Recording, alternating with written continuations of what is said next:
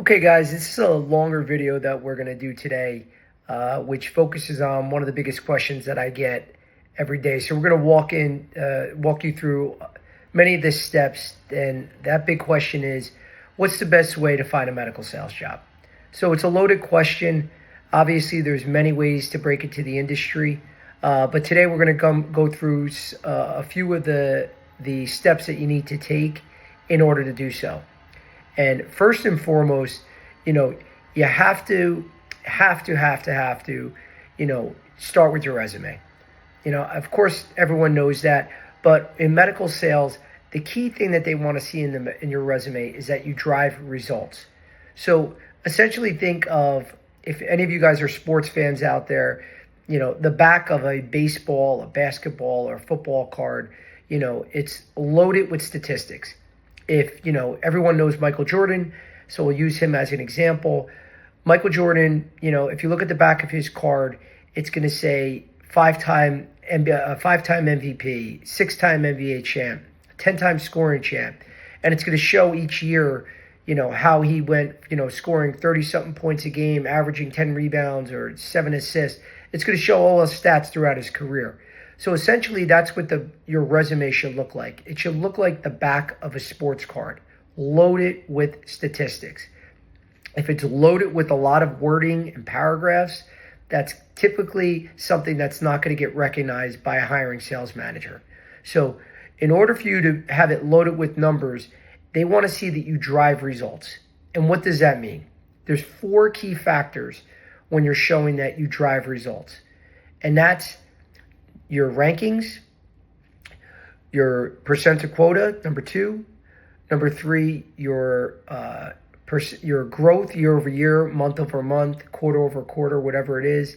And 4th, your awards and recognitions. Were you a President's Club winner, a Diamond Club, Rep of the Year, whatever the criteria your company has. That's what they're really looking for. So you have to see that in your resume. So if you're loaded with tons of accomplishments, tons of achievements, trust me, recruiters and especially hiring managers want to see that on the resume. It makes it easier when a recruiter is reading your resume. They don't go line by line. They don't have the time to do that. At RepPath, we get a couple hundred resumes a day, and there's a lot of recruiters out there that may even see more in bigger firms. So they don't have the time to read every resume line by line. They need things that jump out at them. And those awards, rankings, percent to quota, and growth really jump out at you. So when it's loaded with accomplishments, your resume is on the right track. Trust me. And when it comes to, recruiters and using systems to recognize certain resumes, I know AI is a hot topic where a lot of people create their own misperceptions about the words that are recognized that get candidates from one pile into another pile. But in reality, what happens is a recruiter gets a resume and they put it into what's called their ATS, and that's their applicant tracking system. Once it's in there, that's what tracks all a recruiter's resumes. Once they have your resume in there, then they'll work with companies. For instance, say XYZ company says, Joe, I'm looking for a rep with 3 years of pain experience in the Chicago area. So first thing I'll do, I'll go into my applicant tracking system. The first two words that I'll type in, the location of Chicago, Illinois, and then I'll put in for a keyword pain management. And I'm going to get a bunch of resumes that pop up. And then I'm going to dig deeper and deeper and fine tune those searches more and more to get the exact criteria that they're looking for.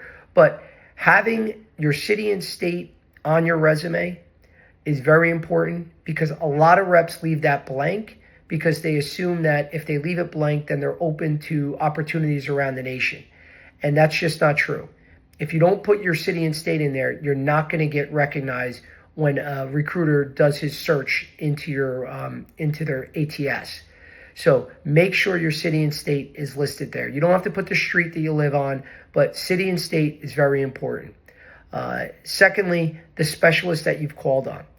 If you called on multiple specialties, put them into your resume, because companies are looking for reps with relationships in certain specialties, obviously. So if you just say called on physicians in your resume, that's not enough. They need the exact specialties that you called on. Because when I type that in, it's going to show up right away, and then I'm going to be able to find those candidates even quicker. So those are the two most important and also most realistic factors that recruiters use to search out candidates and find quality candidates for their clients quickly. So make sure that those both are in your resume. Another tip, when you're actually giving your job descriptions. So after you list the name of the company, your position that you had, and the dates that you had it, don't give me 3 or 4 sentences describing, the company and the multiple roles that you did in that for that company. There should just be one sentence. And then that one sentence should answer 3 questions. Number 1, what did you sell?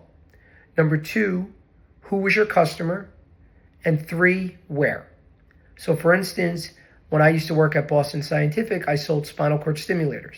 So I would just have a simple sentence of responsible for sales of spinal cord stimulators to neurosurgeons and pain specialists in the New York City territory. That answers all 3 questions. What did I sell? Spinal cord stimulators. Who was my customer? Neurosurgeons and pain specialists. And where? New York City territory. That's how simple it has to be. If you have to go on and on, you're going to bore the reader, you're going to lose them, and you just want to get to the point where you're able to quickly describe what you did in that role. Then underneath that, you bold accomplishments or accolades, highlights, whatever you want to title it, and that's where you put your bullet points, because that's where you want their eyes to go. You want them to go to the meat of your resume, which is your accomplishments, which we talked about earlier. The rankings, the percent to quota, the growth, the awards. That's what it should be loaded with. It shouldn't be loaded with daily activities. If you describe a lot of daily activities that you do, that's not something that is shown in a resume. That's what you talk about after you get the interview. You could talk about that. Once you get the interview, you could talk about that then, but not in your resume. The resume is supposed to get you into the interview. The interview is what gets you the job. So if it's loaded with accomplishments, the recruiter and hiring manager are going to go, wow, who is this candidate? I have to meet with them. And then when they sit with you, that's when they're going to ask you, what's your strategy? How are you a 3-time President's Club winner? Tell me your process. What did you do every day? And that's where you can get into the specifics of your process, strategy, and everything else, where they realize that you are the best one for that role. So these are a couple of quick tips, to start with your resume that will really help you. One final thing with the resume, is when you're sending it out, a lot of people still have it in a Word document.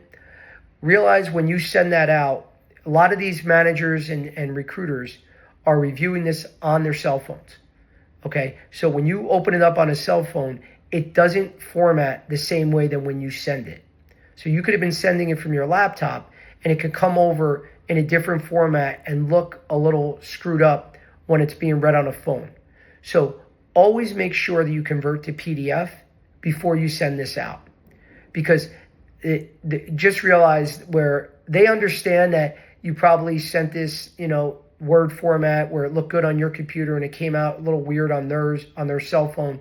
But realize that your competitors are formatting it and converting to PDF. So it's going to come out in a very, the same format that they sent it out. It's going to look neat. And it's just going to be one more thing that they have that's a step ahead of you, and showing that they're a little bit more tightened up when they're applying for these roles.